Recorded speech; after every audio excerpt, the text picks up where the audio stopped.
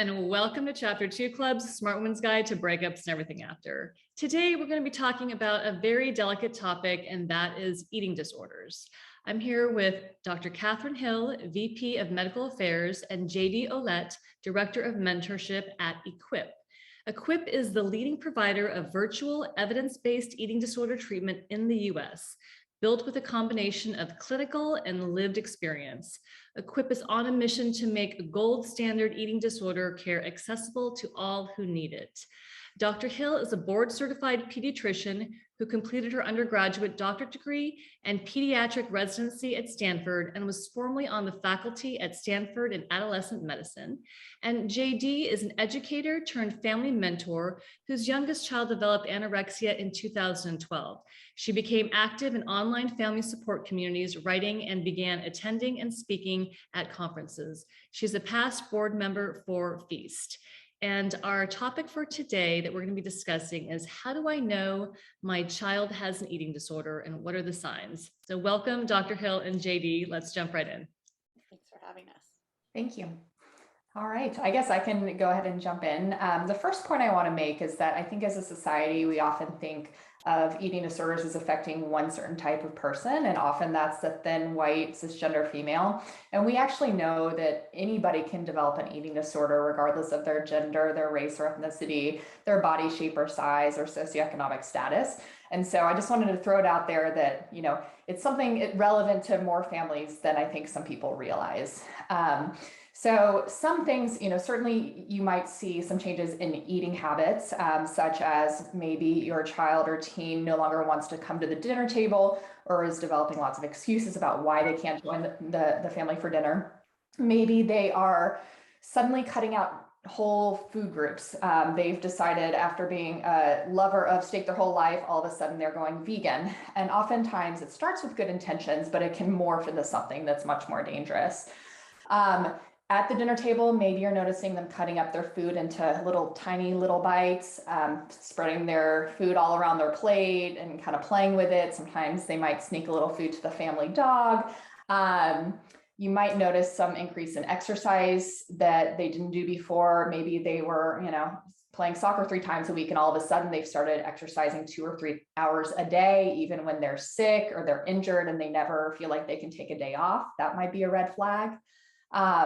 Sometimes they change their wardrobe to hide any weight loss that's been going on. So they might be wearing really loose or baggy clothing. That's something that often we see. And oftentimes parents will notice a change in their child's mood. So they may seem just really, more down and sometimes more anxious than usual and really not quite themselves. So those are just a few of the signs I can think of. And I know JD, who's experienced this, probably has some more ideas. Yeah, and I think it's a lot of these things, as Katherine said, begin sort of normally in our own house. My daughter and her friends went on a healthy eating makeover. A couple weeks later, everyone was sort of over that. And for her, it was the entry point because she was genetically vulnerable to full-blown and very terrifying anorexia. I would say one of the behaviors I'm passionate about letting people know about, because it was so present in our home, is that as malnutrition sets in, there becomes this hyper focus on food, very interestingly. And so looking at ways to interact with food, but not eat it. So oftentimes these folks will start baking or cooking in this really spectacular way, and yet they don't eat it. It's about feeding other people with it. They might develop a lot of Pinterest or TikTok recipe obsession. For us, it was the Food Network was running 24/7. And so it's this very strange thing where you're like, but they are interested in food and they love food.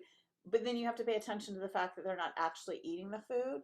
Another behavior that I noticed was that my daughter, who was 17 at the time, became actually very childlike as we went through this, because a lot of her hormone systems and things were being turned off. So my 17-year-old was calling me mommy, which she had not done since she was, 6 years old. Isolating from peers is a huge one. So you had a very social kid who all of a sudden wasn't hanging out with her friends, wasn't going with people. And there were great excuses for it. And in fact, I always say that the first time I said, what's going on here? Like, you're a senior in high school, you're not hanging out with your friends. She said, oh, mommy, next year I'll be in college and I just love you so much. I want to have this year to spend time with you. And I was so busy polishing my halo that I actually didn't think this is pretty darned odd behavior. So I would say to parents, like, parents have good, what I call spidey sense. Mhm. And so, if something's pinging for you, get really observant in the ways that Catherine described. And one of the things for us is that my family has always been milk drinkers, including my daughter. And she and I were the only people in the home, and all of a sudden the milk wasn't going. So that's actually what got us to the doctor. Was I just thought, oh, she's developed lactose intolerance, and so that sort of led us on that path. So don't really take a wait and see approach.